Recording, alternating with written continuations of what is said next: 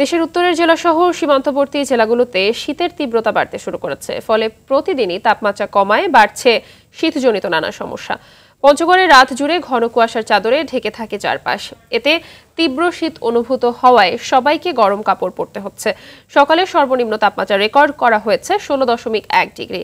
এদিকে দিনাজপুরের হিলিতে শীতের কারণে ঘর থেকে বের হতে পারছে না নিম্ন আয়ের খেটে খাওয়া মানুষ। রাত থেকে সকাল পর্যন্ত রাস্তাঘাট ঘন কুয়াশায় আচ্ছন্ন থাকে। এখানে সকালে তাপমাত্রা রেকর্ড করা হয়েছে 15.8 ডিগ্রি সেলসিয়াস। এছাড়া চুয়াডাঙ্গা, মেহেরপুর, লালমনিরহাট, নীলফামারী সহ কয়েকটি সীমান্তবর্তী জেলাতেও প্রতিদিনই বাড়ছে কুয়াশা সহ শীতের তীব্রতা।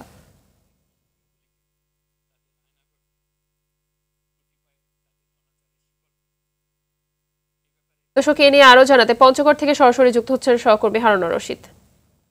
হারুন, শীতের তীব্রতা কেমন দেখতে পাচ্ছেন জানাবেন, আর জনজীবনে এতে কি ধরনের প্রভাব পড়েছে? নগদের সর্বোচ্চ বার 167 টাকা রিচার্জে পাবেন 1 লাখ টাকা পুরস্কার। আরো আছে প্রতি সপ্তাহে পুরস্কার ও ক্যাশব্যাক। জি মাহবুবা, প্রথমেই জানিয়ে রাখি যে উত্তরের এই শীতপ্রবণ জেলায় কিন্তু বরাবরই শীতের তীব্রতা একটু বেশি থাকে।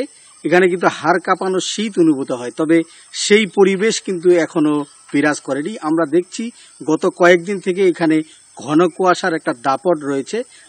বিশেষ করে এখানে এই কার্তিক মাসের আজকে 3 তারিখ, তো গত 3 দিন থেকে এখানে তাপমাত্রা কিন্তু 16 থেকে 17 ডিগ্রিতে উঠানামা করছে। এই কারণে কিন্তু জনজীবনে একটা প্রভাব পড়ছে। বিশেষ করে সন্ধ্যার পর থেকে কিন্তু যেই মানুষগুলো বাসা থেকে বের হচ্ছে তারা কিন্তু আসলে শীতের পোশাক ছাড়া বের হচ্ছে না।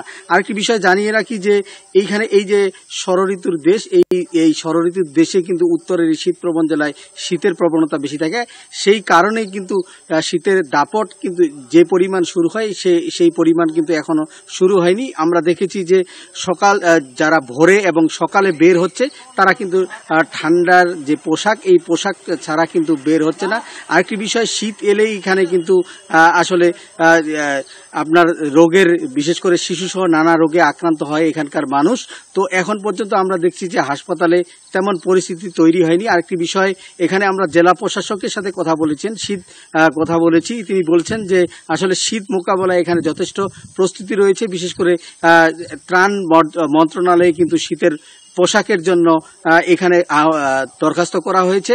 আরেকটি বিষয় এখানে জানিয়ে রাখি যে এই যে তাপমাত্রা কিন্তু গত কয়েকদিন থেকে 16 থেকে 17 ডিগ্রিতে উঠানামা করছে। আরেকটি বিষয় হচ্ছে যে এই সকালে এবং রাতে, এই যে দিনে এবং রাতের তাপমাত্রার ব্যবধান কিন্তু অনেকটা কমে গেছে। এ কারণে জনজীবনে একটা শীতের প্রভাব পড়তে শুরু করেছে। তবে হাড় কাঁপানো শীত থেকে শুরু করে এখানে শীতের তীব্রতা কিন্তু ততটা বাড়েনি। তো মাহবুবা, এই ছিল আমার কাছে পঞ্চগড় থেকে শীতের সর্বশেষ পরিস্থিতি। মাহবুবা, ধন্যবাদ আপনাকে।